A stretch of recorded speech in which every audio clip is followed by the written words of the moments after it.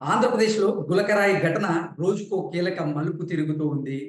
CM Jaganmohan Reddy మీదకి రాయి విసిరిన నేపథ్యానికి ఇద్దరి అనుమానితులను పోలీసులు అరెస్ట్ చేసి ఈరోజు కోర్టులో ప్రొడ్యూస్ చేసినటువంటి నేపథ్యంలో కోర్టులో ఎటువంటి వాదనలు జరిగాయి?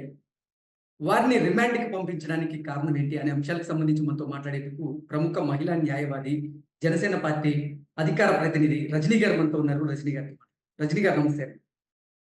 నమస్తే అండి. రజనీ గారు, ఆంధ్రప్రదేశ్‌లో గులకరాయి ఘటన రోజుకో కీలక మలుపు తిరుగుతూ ఉంది. సతీష్ గారిని ఈరోజు ఆ కేసులో అరెస్ట్ చేయడం జరిగింది. అతను మైనరు. ఏంటి మేడం అసలు కోర్టులో ఎటువంటి వాదనలు విన్నారు? ఎటువంటి వాదనలు జరిగాయి? వారిని రిమాండ్‌కి పంపించడానికి కారణం ఏంటి అంటే ఏం చెప్తారు? సార్ ముఖ్యంగా ఆయన వాడేటప్పుడేమో గండ్రగొడ్డలు వాడతాడు. హ్మ్. ఆయన మీద వాడేటప్పుడేమో కోడి కత్తి, గులకరాయిలు వాడతారు. అసలు దారుణం ఏంటంటే ఈ విషయంలో అటెంప్ట్ మర్డర్ సెక్షన్ పెట్టడం. హ్మ్. ఎవరు పర్సనల్ గ్రడ్జ్ పెట్టుకొని చేశారో, ఎందుకో ఇవన్నీ కూడా ఆధారాలు పట్టుకోలేక 2, హ్మ్. 3 రోజులు ప్రజల దగ్గర ఏమన్నా ఆధారాలున్నా, వీడియో ఫుటేజ్‌లున్నా మాకు హ్మ్. పంపించండి. మీకు ప్రైజ్ మనీ ఇస్తామన్నటువంటి పోలీస్ వర్గం. అంటే హ్మ్. వాళ్ళ వృత్తిలో వాళ్ళు ఫెయిల్ అయిపోయారా? అసలు ఎప్పుడు చరిత్రలో మీ దగ్గర ఏమన్నా ఆధారాలుంటే తీసుకురండి అంటున్న ఈ నేపథ్యం ఇటువంటి విషయంలో అంటే ముఖ్యమంత్రి గారి మీద దాడి అంటే జరిగిన దాడిలో ఆధారాలు ప్రజల్ని అడగడం ఏంటండి? పైన డ్రోన్ కెమెరాలు తిరుగుతుంటాయి. హ్మ్. చీకట్లో గూడా అవి పనిచేస్తాయి కదా! అసలు చీకటవ్వడం ఏంటో, కరెంట్ పోవడం ఏంటో, 6 దాటకుండా అంటే 6 దాటితే బయటికి రాని గౌరవ్ జగన్మోహన్ రెడ్డి గారు 6 తర్వాత బయటికి రావడం ఏంటో, అసలు అంత ఘటన జరిగితే ఎన్ఎస్‌జే కమాండర్‌లకి ఏమీ కాకుండా వాళ్ళిద్దరికీ అవ్వడమేంటో, ఒకరా హ్మ్. ఇద్దరిని కొట్టడమేంటో, భూమికి గురుత్వాకర్షణ శక్తి ఉంది. ఏదేసినా కిందే పడతది అంటూ యాపిల్ సిద్ధాంతంతో కనుక్కున్న న్యూటన్ గారికి కూడా దొరకనటువంటి ఈ రాయి మరేమైపోయిందో. అందుకనే రాయి రాయి ఎక్కడికెళ్ళావు? ఎక్కడి నుంచొచ్చావంటే తాడేపల్లి ప్యాలెస్ నుంచొచ్చాను. ఎక్కడికెళ్ళానో నాకే తెలీదు. ఇదంతా జగన్మాయ అనుకున్న పరిస్థితి హ్మ్. లోకేష్ గారి కొన్ని మాటల్లో మనకర్థమవుతది. సో హ్మ్. వీటన్నిటికంటే మించి ఇందాక వాళ్ళు ఒడ్డెర కమ్యూనిటీ అండి. అంటే మట్టి పిసుకుంటూ, కొండలు చేసేవాళ్ళు, వాటికి సంబంధించి సిమెంట్ పని చేసేవాళ్ళు, స్లాబులేసేవాళ్ళండి. ముఖ్యంగా కృష్ణా నది వారధికి మట్టి మోసినటువంటి కుటుంబం అంది వాళ్ళది. హ్మ్. మట్టి, సిమెంట్ మోసినటువంటి కుటుంబం. అంటే వాళ్ళ తాతలు ఈ వారధి మేమేరా కట్టిచ్చింది. కట్టించిన వాళ్ళలో మేము కూడా ఉన్నాం. మేమందరం అప్పుడు తాపీ పని జేసేవాళ్ళం. వారధమ్మ మధ్యలోకి వెళ్లి మేము మట్టి మోసాంరా అని చరిత్రలో చెప్పుకునేటటువంటి అదేదో వారధి కట్టిన వానర సైన్యంలాగా ఈ వడ్డెర కమ్యూనిటీ వాళ్ళందరూ సింగనగర్‌లో ఉన్నారండి. హ్మ్. ఈరోజు మట్టి పిసుకునేవాడు మర్డర్ చేసే ముద్దాయి అయిపోయాడా? చేయబోయాడా? ఏ ఆధారాలు పెట్టి పట్టుకున్నారు అంటే, మీరు పక్కన వీడియో కూడా ప్లే చేసుకోవచ్చండి. పోలీస్ వాళ్ళు మాకు తెలిసి ఏం చేయాలో వాళ్ళెలా కొడతారు సార్ మీరు కొట్టండి. గురి హ్మ్. చూసి కొట్టడం పోలీస్ వాళ్ళకి బాగా అలవాటండి. ఎందుకంటే వాళ్ళు రివాల్వర్ షూటింగ్ 6 నెలలకొకసారి రివాల్వర్ షూట్ చేస్తారు వాళ్ళు. వాళ్ళు హ్మ్. కాన్సంట్రేషన్ దెబ్బతిందా, కంటి చూపు ప్రభావం ఉందా లేదా అని చెక్ చేస్తారు. హ్మ్. అట్లాంటిది వాళ్ళే కొట్టలేరు. చీకట్లో అది కూడా వెళ్తున్న వెహికల్ మీద అది కూడా ఇద్దరిని అది కూడా ఒక్క రాయితో. మరి రాష్ట్రంలో అంత విలువిద్య కారకుడు అసలు నిజంగా ఈ రాష్ట్రంలో ఉంటే, ఈ రాష్ట్రం ఒలింపిక్స్‌కెళ్ళిపోతుందండి. ఆంధ్ర రాష్ట్రం. భారతదేశంలో ఆంధ్ర రాష్ట్రం. హ్మ్. అటువంటి పరిస్థితుల్లో పాపం అలాంటి వాళ్ళ మీద నిందలు వేసి, ఈరోజు వాళ్ళని కస్టడీలోకి తీసుకోవడమే కాదండి, హ్మ్. కోర్టులో వాదోపవాదాలు జరుగుతుంటే జడ్జి గారి ముందు కూడా వాళ్ళు ఒప్పేసుకుంటారండి. "అరే! ఒప్పుకోరా ఎలక్షన్ అయిపోగానే బయటికి తెచ్చేస్తాం. నీ ఆటో నీ ఆటో కిస్తీలు కూడా మొత్తం కట్టి క్లియర్ చేసేస్తాం. నీకో స్మార్ట్ ఫోన్ కొనిస్తాం. సీబీజెడ్ బండి కొనిస్తాం. ఒక్క నెలలో ఎలక్షన్ అయిపోగానే బయటికి తెచ్చేస్తాం" అంటూ వాళ్ళని కొన్ని ప్రలోభాలకు లోను చేసి వాళ్ళంతట వాళ్ళ నేరాన్ని ఒప్పిస్తారండి. హ్మ్. ఒక వ్యక్తి తనంతట తాను నేరాన్ని ఒప్పించినప్పటికీ అది నేరంగా పరిగణించబడదు అంటూ ఉన్న కొన్ని హ్మ్. సిద్ధాంతాల మేరకి అవును సార్ అతను ఒప్పుకున్నాడు. అతను ఒప్పుకోవడం కాకుండా మీ దగ్గరుండే ఆధారాలేంటి? అతను అంటే గ్రూప్‌లో మీకేమన్నా కనపడ్డాడా? అసలు కనీసం ఆ క్రౌడ్‌లో అతనున్నట్టు ఏమన్నా ఫోటో ఉందా? అతను హ్మ్. వెహికల్‌కి దగ్గరలో ఉన్నాడా? డ్రోన్ కెమెరాలో పడ్డారా? సీసీ ఫుటేజ్‌లో పడ్డాడా? అతను కొడుతుండగా ఎంతమంది జూసారు?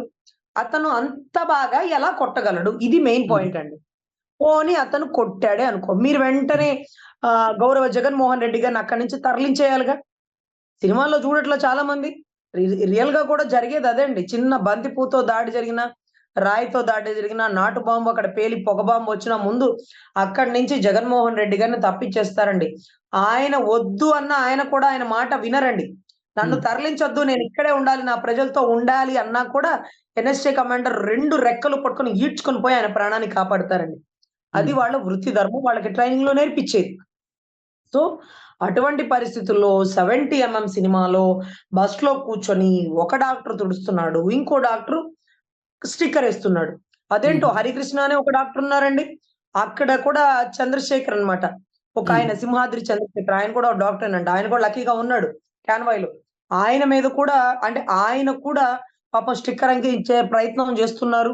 కాపాడుతున్నారు జగన్మోహన్ రెడ్డి గారిని. కానీ ఆయన అంత దీనదయాదుల పరిస్థితిలో కూడా 4 గంటలాగి గవర్నమెంట్ హాస్పిటల్‌కెళ్ళి కుట్లేయించుకున్నారండి. అదేదో పోలేరమ్మ జాతరలో పొట్టేలు బలివందే జాతర బిగినవున్నట్టుగా ఈయన ఎలక్షన్ చేయాలంటే ఒక గాయం అవ్వాలా, ఒక సానుభూతి రావాలా, దాని గురించి మనం చర్చలుగా చెప్పుకోవాలా, డైవర్షన్ పాలిటిక్స్ చేయాలా, అసలు విషయం పక్కకెళ్ళిపోవాలా. ఇదేనండి జరిగేది, జరగబోయేది. అసలేంటి మేడం ఈ కేసులో వారికి రిమాండ్ విధించడం జరిగిందా? అసలేం జరిగింది ఈ కేసులో? వాదనలేమయ్యాయి అంటే ఏం చెప్తారు? ముఖ్యంగా సతీషు, దుర్గారావు అనే ఒక ఇద్దరిని క్రియేట్ చేశారండి. హ్మ్. దుర్గారావుకొచ్చేటప్పటికి 30 ఏళ్ళు, ముగ్గురు పిల్లల తండ్రండి అతను. ఆటో నడుపుకుంటా ఉంటాడు. 3 రోజుల తర్వాత ఒక టీ స్టాల్ దగ్గర టీ తాగుతున్న వ్యక్తిని కాలర్ పట్టుకొని లాక్కెళ్ళిపోయాడని ఆ తల్లిదండ్రులు చెప్తున్నారు. ఇంకొక వ్యక్తి సతీషు వాళ్ళెవరైతే అతని పుట్టినరోజని కేక్ కట్ చేసుకున్నాడు. దాని తర్వాత రోజు అతన్ని వచ్చి ఇప్పుడే పంపించేస్తాం. చిన్న చిన్న క్వెషన్స్ కొన్నున్నాయంటూ పేరెంట్స్ దగ్గర మాట్లాడుకుంటూనే అతన్ని చెప్పాపెట్టకుండా తీసుకెళ్ళిపోయిన పరిస్థితయితే ఉంది. అయితే వండరేంటంటే మద్యం మత్తులో అన్నారండి. మరి అక్కడ ఎంతమంది మద్యం తాగేవాళ్ళు? మద్యం తాగిన వాడికి రూ. 200 పేమెంట్ ఇచ్చి జెండా మోయమన్నాడా? అసలు జెండాలు మోయడానికి పేమెంట్‌లిచ్చినారు. 200 మందికి, 2000 మందికి అంటూ అక్కడ మొత్తం నేపథ్యం వస్తుంటే చాలా దారుణమైన ఘటన. జెండా మోయడానికి డబ్బులిచ్చి తీసుకొచ్చిన వాళ్ళ మీద నిందలు వేసి, ఆధారాలు లేకుండా ఈరోజు వాళ్ళని ముద్దాయిలుగా చిత్రీకరిస్తూ, ఆ కుటుంబాలను రోడ్డుకి లాగినటువంటి జగన్మోహన్ రెడ్డి గారిని వడ్డెర కమ్యూనిటీ గాని, బీసీ కమ్యూనిటీ గాని, ఆ మట్టి పిసుక్కునే వాళ్ళు కానీ ఎవ్వరు వదలరండి. 6 కుటుంబాలను కూడా మీరు బిడ్డలన్నారండి. కలిసారు కదా పర్సనల్‌గా. వాళ్ళేమంటున్నారు? వాళ్ళ ఆవేదన ఏంటంటే ఏం చెప్తారు? సార్ వాళ్ళు చెప్తున్నారు, "మా బిడ్డల మీద ఏ నేర చరిత్ర లేదమ్మా. అప్పుడే పని నుంచి వచ్చారు. లేకపోతే ఆటో పని చేసుకొని బతికేవాళ్ళమ్మా. అతని మీద ముగ్గురు బిడ్డలు ఆధారపడి ఉన్నారు. భార్య ఉండింది. తల్లిదండ్రులు మమ్మల్ని కూడా అతనే చూస్తున్న పరిస్థితయితే నెలకొనిందమ్మా. మేమందరం పనులు చేసుకొని బతికేవాళ్ళం. ఈ నిందలు పడితే రేపు మాకెవ్వరు పనిస్తారమ్మా. మా బిడ్డ చేయలేదని మీరు ఒక సంవత్సరం తర్వాత చెప్పినా, ఈ సంవత్సరం పాటు మేము నింద మోస్తూ మా కోడలు బయటికెళ్ళి పని జేసుకోవాలి. ఇదిగో నీ మొగుడేనంట కదా! రాయేసుకొని కొట్టింది జగన్మోహన్ రెడ్డి. వద్దొద్దులే మీరు పనికి రాకండి అంటూ మమ్మల్ని వెలేస్తారు. మమ్మల్ని ఏ ఇంటికి రానివ్వరు. నా బిడ్డ అలా తప్పు చేసే వాడు కాదు అంటూ ఆ తల్లి. నా భర్తని చూపించకపోతే ముగ్గురు బిడ్డలు పెట్టుకొని ఇక్కడే సూసైడ్ చేసుకొని చచ్చిపోతానంటున్న ఆ భార్య. వాళ్ళిద్దరి పరిస్థితి చూస్తే నిజంగా కంటతడనిపించిందండి. ఎంతోమంది మైనర్‌లు కూడా ఉన్నారు. ఒక నలుగురు, ఐదుగురు మైనర్‌లని వీళ్ళు రాయి అందించాడని, అతను కొట్టాడని. నా వినతి పూర్వక విన్నపం ఏంటంటే, గౌరవ జడ్జి గారికి తెలుసండి బహుశా. ఎందుకంటే, అంత ఇదిగా రాయి కొట్టడానికి ఇక్కడ ఎవ్వరు 'అతడు' సినిమాలో మహేష్ బాబులు కాదండి. హ్మ్. ఇదేమి క్రియేటివిటీ స్టోరీ కాదండి. ఒక, ఒక గోలీ అండి బలంగా పోగలిగిద్ది. ఎక్కువ దూరం పోతుంది. కానీ విసిరితే పోదండి. దాన్ని కూడా రివాల్వర్‌లో పెట్టి షూట్ చేస్తే గాని, ఆ గోలీ ఎక్కువ ఫాస్ట్‌గా పోయి, ఒక మనిషికే గాయం చేస్తుందండి. దాని శక్తి అక్కడ దాకెళ్ళాక శక్తి క్షీణించి గాయపరిచి వెంటనే కింద పడిపోతుంది. అది హ్మ్. కూడా న్యూటన్ సిద్ధాంతం అనుకోండి. కానీ ఒక రాయి ఇద్దరిని కొట్టిందండి. సిమెంట్ రాయి అంత దూరం ట్రావెల్ చేయలేదండి. గులక హ్మ్. రాయి కూడా ట్రావెల్ చేయలేదండి.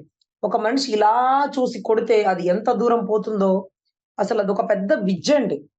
ఆ విద్య హ్మ్. నేర్చుకోవడానికి పెద్ద పెద్ద ట్రైనింగ్ క్లాసెస్ కనీసం మంత్లీ దానికి ట్రైనింగ్‌కి కేవలం ట్రైనింగ్‌కే 30,000 అండి. 30,000 కేవలం హ్మ్. రాయి కొట్టడానికి ట్రైనింగ్‌కు. రాయి అంటే రాయి కాదండి. అంటే బాస్కెట్ బాల్‌లో గోల్ కొట్టడానికి. హ్మ్. అట్లాంటిది ఎంత పెద్ద గోల్ పెట్టుకొని ముఖ్యమంత్రిని చంపే ప్రయత్నం చేసిన ఈ వ్యక్తి ఎక్కడ ట్రైనింగ్ అయ్యాడు? హ్మ్. అతను 10 రోజులు ఎక్కడెక్కడ ట్రావెల్ చేశాడు? ఎప్పుడో బోండా గారితో పక్కన దిగిన ఫోటో పట్టుకొని అతని అనుచరుదుడు, అతను చెప్తేనే ఇతను చేశాడు. అతను, ఇతను అందరూ ముద్దాయిలు అంటూ ఎవరెవరినో తెర మీదకొస్తున్నారు. ఆడలేక మద్దెల దరువు అంటారు చూడండి. అదిదే. ఎలక్షన్‌లో గెలవలేక అతను ఇది చేశాడు. ఇతను అలా అన్నాడు. ఇతను నా చెల్లిని ఉసుగొలుపుతున్నాడు. ఏంటి సార్ ఈ చెత్త రాజకీయాలు? ఈరోజు హ్మ్. చేసిందేంటి? చేయబోయేదేంటి? ఎందుకు చేయలేకపోయాను? ఇవి చెప్పాలి కానీ, మధ్యలో అన్యాయంగా ఒక నలుగురు, ఐదుగురు కుటుంబాలని రోడ్డుకు లాగేసి, ఆ బిడ్డల ఉసురు పోసుకోవడమే కదండీ! నిజంగా హ్మ్. కృష్ణమ్మ దగ్గర జరుగుతున్నటువంటి ఈ విన్యాసాలని ఖచ్చితంగా ఆ తల్లి ఉపేక్షించదు. తన వారధి కట్టినటువంటి ఆ మట్టి పని చేసుకున్న వాళ్ళని ఆ తల్లే కాపాడుతుందని నేను భావిస్తున్నానండి. ఓకే. ఓకే రజనీ గారు. Thank you so much. నమస్తే.